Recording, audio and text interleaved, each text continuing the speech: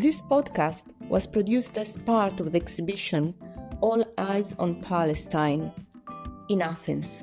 The event is promoted by the Meta Center for Post-Capitalist Civilization, and it is curated by me, Eletta Stamboulis, with the co-curatorship of two artists, Doris Hakim and Dana Estrato.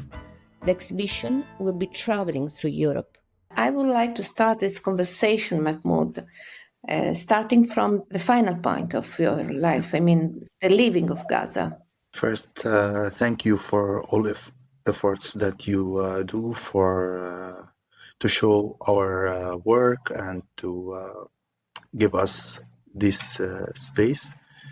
And thank you for having me today to speak about my work closely. I left Gaza last year, and by the end of April, to Egypt. I spent some time in Egypt alone until I got researcher visa from France. I got both program grant to be here for 1 year. Recently, I received my kids and my wife from Gaza after the process of evacuation that the French government established. Talking about the short period that I spent in Gaza before leaving, the displacement and the loss of people, the loss of the landscape, the loss of the architecture. Every day almost I think about how I can express by sharp and by a way or by using tools appropriate with what's going on there. What you will see in the exhibition I produced before October 7. This work was a part of my project 24/7 violence, and I was trying to trace the violence, how the violence developed between 1987 until 2023. We will see that there's something connected to what's happening now, but this work is for the years before. Now I'm trying to find a way to tell about the new update of violence for us, what we lived, or what at least I lived during the 8 months that I spent in Gaza during the genocide. Most of my work also focus on how I can use the materials that the Israeli army or the system publish on the platform of the IDF as advertising materials that documents the military operation in Gaza as something to show how they are strong, how they have good tools, how they have the technology of the work. I use these materials to add that human sense that they tried to remove it from their inside these materials. So usually they publish, for example, footage by drone while they are killing civilians in Gaza. They show these materials to show how strong they are, without mentioning the stories of the people who got killed in these videos. So personally, I'm interested to discover these materials and to provide it again from my perspective as someone live in the other side. Also, I think I want to make it very simple. I want through my work to tell that as a victim, I see what the man behind the drone or the man who ran the drone see, how he see me. I see how he see me. It's a bit complicated, but I think working with the operational footage, so from the Israeli army, add that sharp layer in my work. It is very touching, and also it is giving us a different nuance of what empathy could be. It is like the victim is trying to be into the eyes of the actor of the violence. They use this idea to put the same boots, and I mean with the soldiers they used to wear boots, of course. And you, as many other artists coming from your generation, you come not directly from art school. You arrive to art, but you are coming from a different path, from a different research field.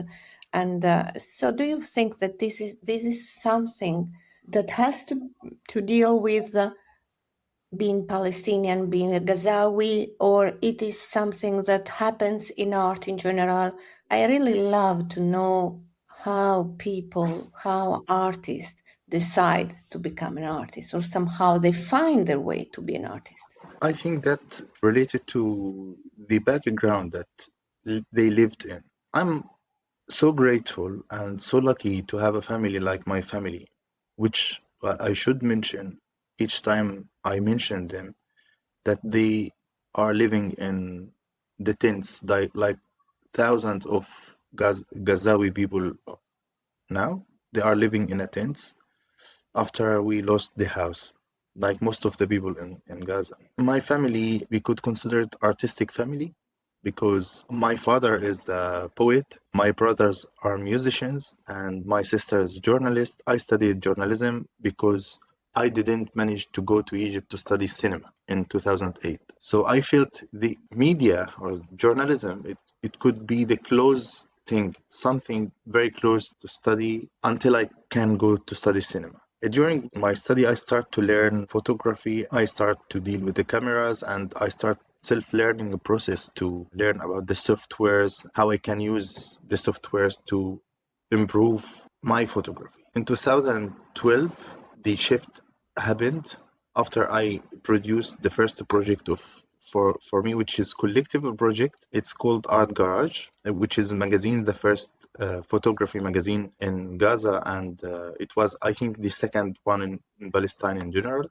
This project put me in the art field in Gaza and put me in contact and touch with amazing artists who are, some of them still there and some of them left. So I feel the art was something contagious. So I got affected by those artists. I trusted what I do day after day, and the family helped me to do this shift. They saw me comfortable in this, so they support me.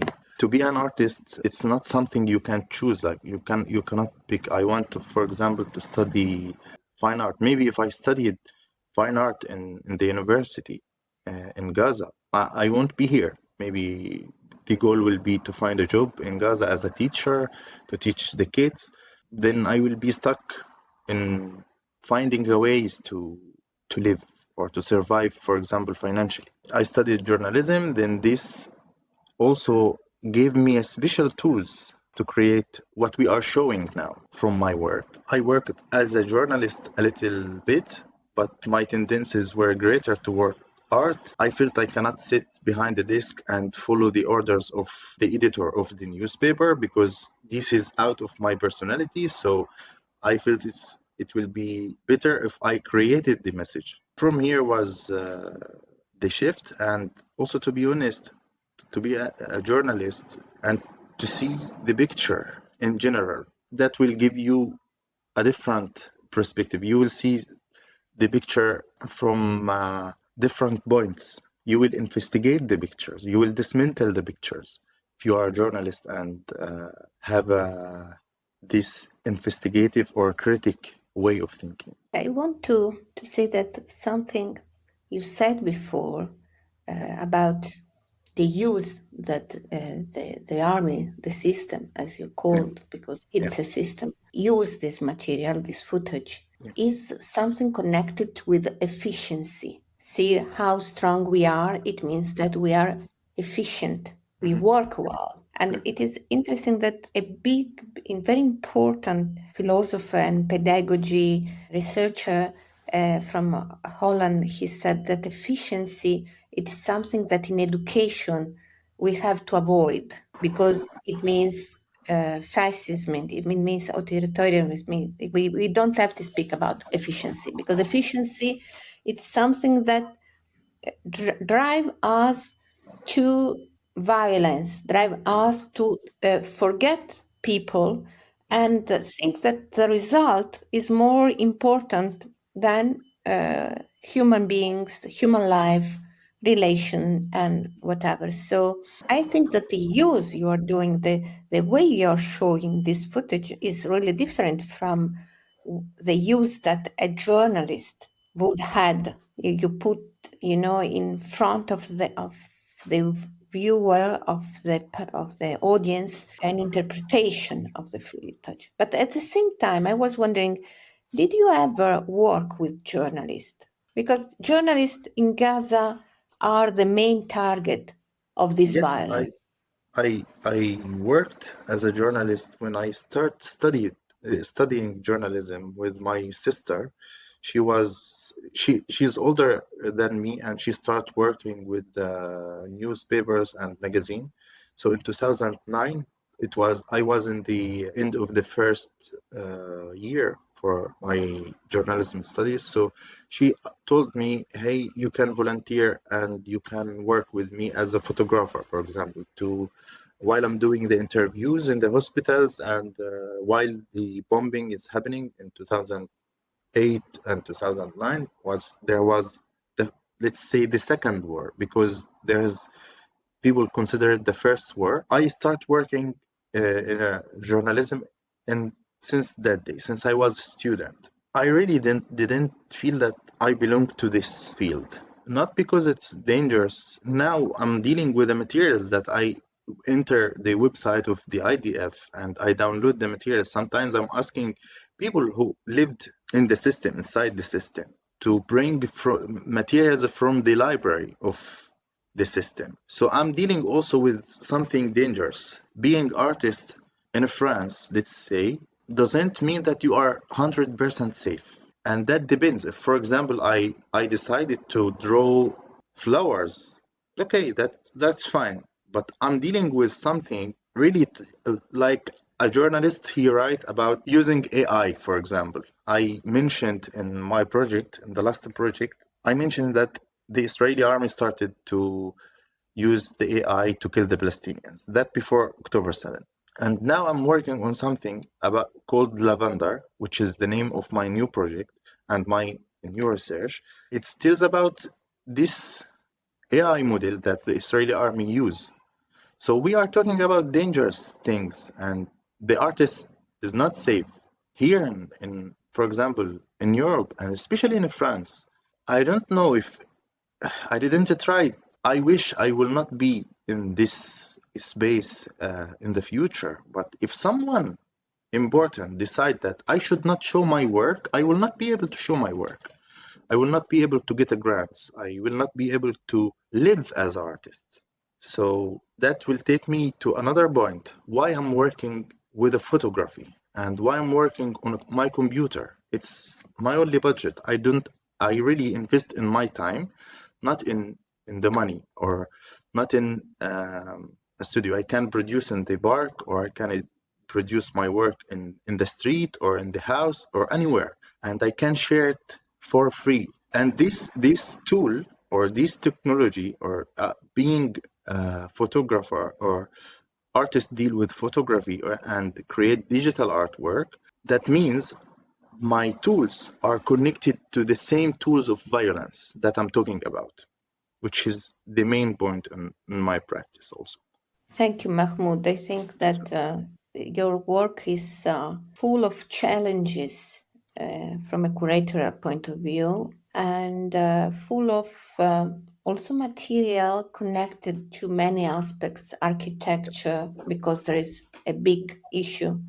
And this is something that very often comes out in the Palestinian artists in particular, but not only the Egyptian also, the important that architecture and the destroy of the landscape has to a collective life and to the Yeah. feeling of being part of a community. So it's really full of meanings. May I ask you if you feel part of a community of Palestinian artists? Yes, I really feel that strongly. And to be honest, we are so connected after leaving. We became so connected after October 7 because we knew that we should be connected. We helped each other. Of course, the responsibilities of each one of us is different, but still, if someone is able to provide support to his colleague and his friend, he will do it. Personally, I focus to be in touch with the artists who are still in Gaza. Now there is no internet there. There not a good internet. Most of the artists lost their computers, lost their studios, lost their artwork. So my responsibility as a friend or colleague artist to help them to restore the minimum of their work, to design, for example, portfolio for each one who need. So I did that before, and that's still doing, and I wish I could do more. We are connected, but we should also believe in that there is no something perfect in this world. Of course, we are not perfect. Artists are used to idea that perfection doesn't exist. I mean, because if you think that perfection exists, you are not doing art. Yeah, yeah, exactly. Okay, thank you, Mahmoud. Thank you Thank so you, much for and the time you share with us. I'm very happy and honored to be part of this exhibition. And it's painful to say that, okay, I wish you and we wish the people enjoy the art, but also this art could move them, just be a reminder for the people. Maybe our art will move them to be on a side, because you cannot stay in a gray area while a genocide is committed in in Palestine. I'm very honored to be on this, and I wish my art is good enough to to do something. Thank you, Thank, Mahmoud. thank you. Interviews with the selected artists aim to amplify their voices, thoughts, lives, and practices. What does it mean to be an artist today while the genocide in Gaza and the urbicide in the West Bank are still ongoing? While the very right of the Palestinian people to exist is being denied? What is the role of art when the machinery of evil operates relentlessly? Can Guernica stop a soldier's hand, or can it only document reality? These far from simple questions will be the foundation of this journey. The goal is also to chart a map and a landscape of these extraordinary artists, the vast majority of whom live in forced diaspora.